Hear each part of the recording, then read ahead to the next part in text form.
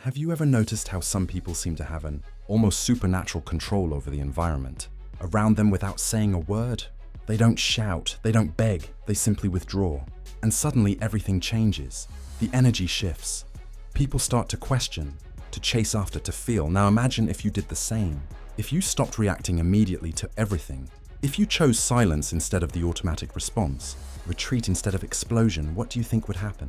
That's where the point lies. When you stop being always available emotionally, physically, psychologically, the world around you goes into crisis because people are used to controlling you through your reactions, through your impulses, through your predictability.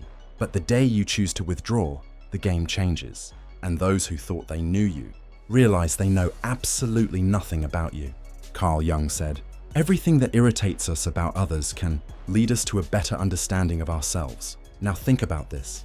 When you become inaccessible, who really gets desperate? Who gets irritated? Who tries to provoke you just to elicit some emotion back? This reveals more about the other than about you. And it mainly reveals how much you are still being manipulated without realizing it. You keep giving yourself to please, to maintain peace, to not lose people who deep down were never really with you. And with every forced yes, every immediate response, every emotional reaction, you give away a piece of your energy. And at the end of the day, what's left? Tiredness, frustration, an emptiness you can't explain. But I'll tell you why. Because you are too available for those who don't deserve even a minute of your silence. This video is not about turning your back on the world. It's about choosing yourself. It's about learning what Jung called individuation, the process of becoming whole, authentic, complete. And this process begins when you understand that silence can be stronger than 1,000 arguments, that withdrawal when it comes from awareness and not from escape is an act of power. So I ask you now, looking into your eyes, how long will you continue to be controlled by the emotions of others? How long will you react like a puppet every time someone pokes your wound? Maybe it's time to cut those strings, to withdraw, to become a mystery. Because when you stop being available, everything changes. You have been taught to always be present, to respond quickly, to please, to say yes even when you wanted to say no. Since childhood, you have been conditioned to believe that your worth lies in how available you are to others. But here's a truth that perhaps no one has told you with this clarity. This excessive availability is not a virtue, it is a prison. And as long as you continue to think that you need to be accessible all the time, emotionally or otherwise, you will be manipulated, drained, and forgotten as soon as you are no longer useful. Do you know why? Because being always available makes you seem predictable, and everything that is predictable becomes a tool. People start to use you as an emotional emergency button. They press it when they want attention, relief, validation, and then put you back on the shelf. But you don't realize this because you are trapped in an illusion that being present for everyone will make someone be present for you. But it doesn't work that way. Carl Jung spoke about the persona. This mask we wear to be accepted, loved, recognized. And it is exactly this mask that keeps you overly available. You say it's okay when you are suffocating. You respond to messages immediately, even when you are exhausted. You explain yourself, justify yourself, defend yourself as if you owe something to the world. But the truth is that the more you place yourself at the center of others' stage, the more you disappear from your own. Being available all the time is a subtle form of self-abandonment. It is a disguised way of seeking approval, avoiding rejection, trying to control the image others have of you. But this control comes at a price, and the price is your peace. It is your vital energy being distributed as if it were infinite, when in fact it is limited, very limited. People who want you available all the time, in fact, do not want you.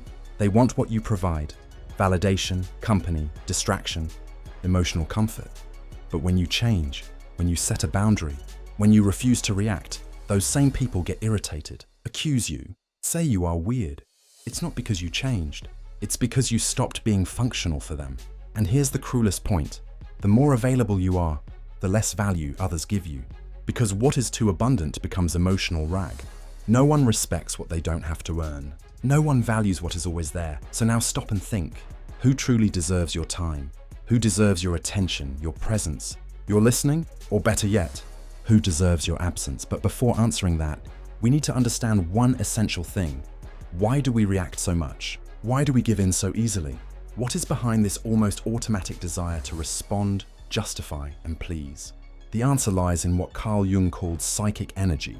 And that is what we will talk about in the next part. Because your energy is all you have, and if you don't learn to protect it, someone will use it against you. If this content is making sense to you, click the subscribe button and subscribe to the channel.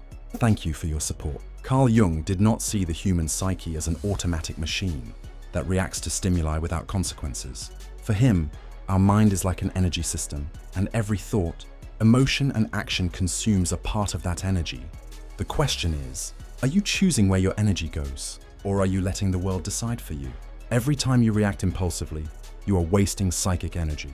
When you defend yourself against a criticism that didn't even deserve attention, when you respond to a provocation just to prove you are right, when you engage in useless discussions, when you try to please those who do not value you, you are spending your inner strength on what does not nourish you.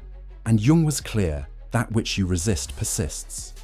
The more you react, the more you bind yourself. People who live emotionally drained are not weak. They are misdirected. And do you know what happens to someone who lives exhausted? They become vulnerable. And when you are vulnerable, you become easy prey. Manipulative, opportunistic, and emotionally needy people can sense this. They notice that you do not know how to guard your energy, that you react to everything, that you're always trying to solve the world, and they take advantage of it. Jung said that a healthy psyche is one that knows how to keep energy within the system. This means knowing how to say no without guilt, knowing how to remain silent without feeling cowardly, knowing how to observe before acting. Because true power is not in reacting, it is in choosing when and how to act. And this is only possible when you know yourself well enough to recognize your own impulses. How many times have you lost sleep over an unresolved conversation? How many times have you spent hours ruminating on what you should have said, or trying to understand why someone treated you poorly? This is energy being drained without return. You are keeping alive ghosts that should have died long ago, and feeding dynamics that only exist because you insist on responding. Psychic energy is like a force field. When well guarded, it creates presence. You enter a room and command respect without saying a word.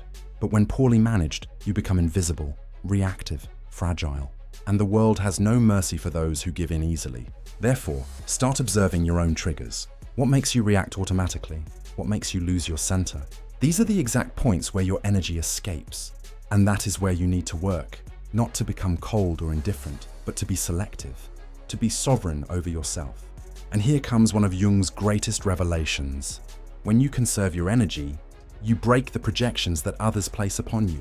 And that bothers a lot because now we are entering a dark territory, that of silent manipulation. In the next part, we will explore how opportunistic people feed off your energy and why your unavailability completely disarms these games. Get ready to look into the eyes of those who have always drained you without you realizing it. You think you are in control. You believe your reactions are conscious choices. But the truth is darker. Most of your emotional responses are programmed, and those who understand this manipulate you easily.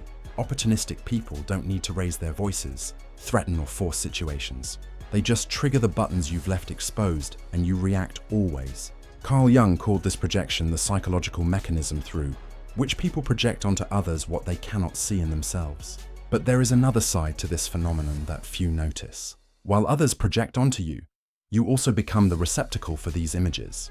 And the more emotionally available you are, the more you become a blank canvas for these projections. You know that friend who only reaches out when they are in crisis, that partner who always needs you to save the day, that person who praises you, but only as long as you are useful to them. None of this is by chance. They are not relating to you.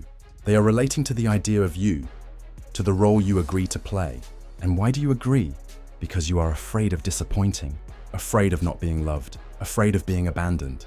The most effective manipulation doesn't happen in shouting. It happens in the silence of guilt, when you feel that you owe something to the other, when you believe you need to be available, need to help, need to understand, even when it destroys you inside.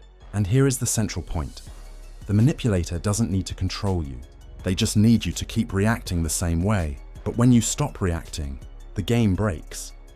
When you start saying no, responding with silence, withdrawing instead of explaining yourself, the projections begin to crumble. The mask they put on you falls. And this leaves people unsettled because they no longer know who you are. And worse, now they are forced to look at themselves. And not everyone is prepared for that. Your unavailability is a threat because it forces others to confront their own emptiness. The silence you offer reveals the internal noise they don't want to hear. And then comes the attack, the criticism, the emotional drama. Not because you are wrong, but because you stopped serving as a convenient mirror. Jung said, "We do not become enlightened by imagining figures of light, but by making the darkness conscious. When you withdraw, when you stop feeding the cycle, the other's shadow begins to emerge. And this is unbearable for those who have always used you as an escape. But what about you? Are you ready to deal with the discomfort of being misunderstood, rejected, or even attacked for protecting yourself? Are you ready to endure the silence that comes after the rupture? Because it is precisely in that silence that a new kind of power is born. And that is what we will talk about now. In the next part, you will understand why silence can be the most devastating weapon of the human psyche, and how it completely changes the dynamic between you and the world. The modern world is noisy. Everyone wants to be heard, wants to respond quickly, wants to win pointless debates and prove their point, even if it costs them their own peace. But there is a power that few know, and even fewer master. The power of silence. Not the silence of passivity or cowardice, but conscious, strategic, brutally lucid silence. The kind of silence that is not absence, but amplified presence. Jung saw silence not as a void, but as a fertile ground for inner transformation. When you stop reacting, you begin to observe.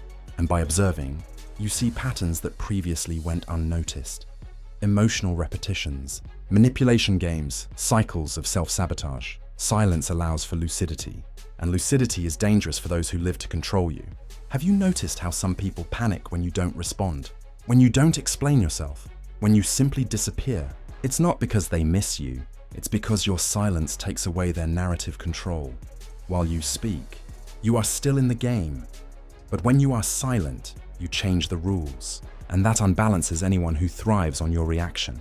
True silence is not the absence of voice. It is mastery over one's own energy.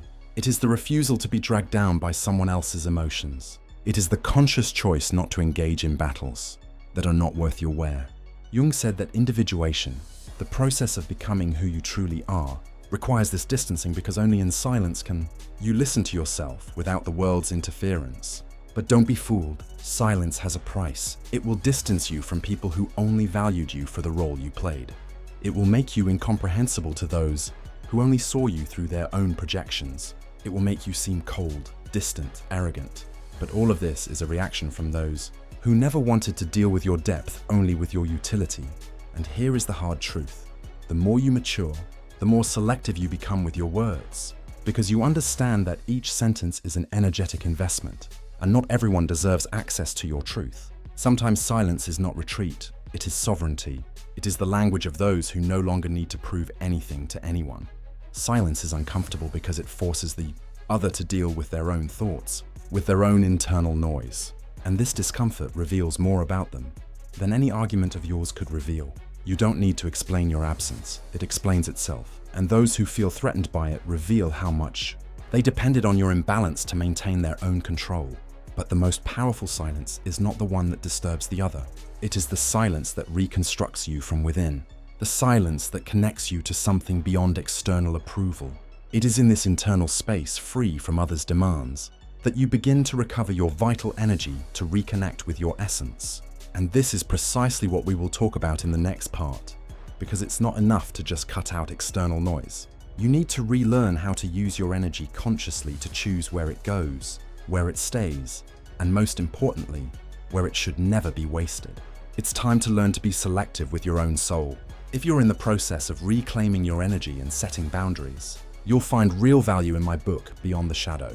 It breaks down Jung's most important ideas and gives you tools to protect your energy, set boundaries, and reconnect with your true self. Link is in the pinned comment. It's no use understanding all of this intellectually if, in practice, you continue saying yes when you mean no, responding to messages that bother you, participating in empty conversations, and maintaining relationships that only exist out of inertia. Awareness without action is just another form of self-deception. True transformation begins when you firmly decide to become selective, and this requires emotional discipline. Conscious unavailability is not about being cold, arrogant, or indifferent. It's about no longer being accessible to anyone at any time for any reason. It's about taking control of your own energy, your own time, your own peace. And this starts with small actions. Not responding immediately, breathing before reacting, leaving a discussion before being dragged into chaos, turning off your phone without guilt, saying not today, saying I'm not interested, saying I won't get involved. But here's the most important part. You don't need to justify your absence. You don't need to explain your silence. You owe nothing to anyone but yourself. And this for many people is unforgivable because when you refuse to explain yourself, you take away the other person's power to keep you within an emotional narrative, where you are always the helpful, understanding, accessible one. Carl Jung understood that every process of individuation goes through isolation, but not a depressive isolation, a sacred isolation, a time of inner retreat, where you relearn to listen to your own voice without the world's interference, where you rebuild your identity, not based on the gaze of others, but from your own center. Want to know a good thermometer for your evolution? Observe who starts to distance themselves from you when you become more reserved. Observe who tries to provoke you when you stop reacting. Observe who accuses you of having changed. When you finally start to protect yourself, these are not signs that you are wrong. They are proof that you have begun to free yourself. Being unavailable is uncomfortable at first. You will feel guilty. You will think you are being selfish. You will hear that you are being too harsh. But this is part of the deconstruction process. You have spent your life being conditioned to put yourself second. It's natural that change causes discomfort, not only in you, but in everyone who benefited from your old version. Conscious unavailability is the foundation of self-determination. When you say no to the world, you are saying yes to yourself. When you withdraw from a toxic environment, you are reaffirming that your peace is worth more than any false connection. And when you stop explaining yourself, you begin to be respected, even if it's by few. But not everyone is ready for this type of presence because your emotional absence will expose wounds they do not want to face. It will reveal how much they depended on your emotional chaos to feel in control. And it is at this moment that the rupture comes. And with the rupture comes the pain, the loneliness, the estrangement, the feeling that you are losing something, when in fact you are just freeing yourself. But what happens after that? What comes after the distancing? What is born from the silence? In the last part, we will talk about the rebirth that only happens when you have the courage to be misunderstood, to be alone, and to become whole on your own. It's time to understand why the loneliness of the strong is the path to true freedom. When you stop being available to everyone, something profound begins to happen. First comes the silence, an uncomfortable silence that seems to scream inside you. You wonder if you did the right thing, if you are being too harsh, if you are losing people who liked you. But gradually this silence transforms. It begins to cleanse, to calm, to heal. And then comes solitude. But not the solitude of absence. It is the solitude of total presence. Your own, the solitude of the strong, the solitude of one who no longer betrays themselves to keep others close. And in that space where there was once confusion, clarity enters. Where there was once anxiety, peace enters. Where there was once neediness, a new kind of strength enters. The strength of being whole within yourself. Carl Jung said that the process of individuation, becoming who you really are, requires you to distance yourself from the collective, that you disidentify from the mask, that you walk alone for a while. And that is exactly what you are doing when you decide to become unavailable. You are not fleeing the world, you are returning to yourself. It is at this point that you stop being a reactor and become a creator. You cease to be shaped by circumstances and begin to shape your reality from within. The people who feel uncomfortable with your absence, they reveal that they never wanted you. They wanted the role you played. And now that you no longer fit, they don't know what to do with you. And that is liberating. You will lose people, but you will find yourself. You will distance yourself from places, but you will reconnect with your essence. You will become misunderstood, but finally, you will begin to be respected. Because when you are no longer available for anything, you become valuable, rare, unforgettable. And don't be fooled. This is a rebirth, a new beginning, the start of a life where you are no longer available for emotional crumbs, for mind games, for voids disguised as affection. Now you only accept what resonates with your peace, with your truth, with your wholeness. And if you have made it this far, it's because a part of you is already ready for this new path. A part of you has already understood that being loved means nothing if for that you have to abandon yourself. And that true self-love begins when you choose yourself, even if it costs you to be alone for a while. Now tell me in the comments, are you ready to be misunderstood, rejected, or even hated in the name of your inner freedom? Are you willing to pay the price of being you? If this message touched you, if it made sense, write in the comments, I choose my peace. Let's see how many here are ready for this transition. And don't forget, keep watching the next video. It's important, much more than you imagine. See you there.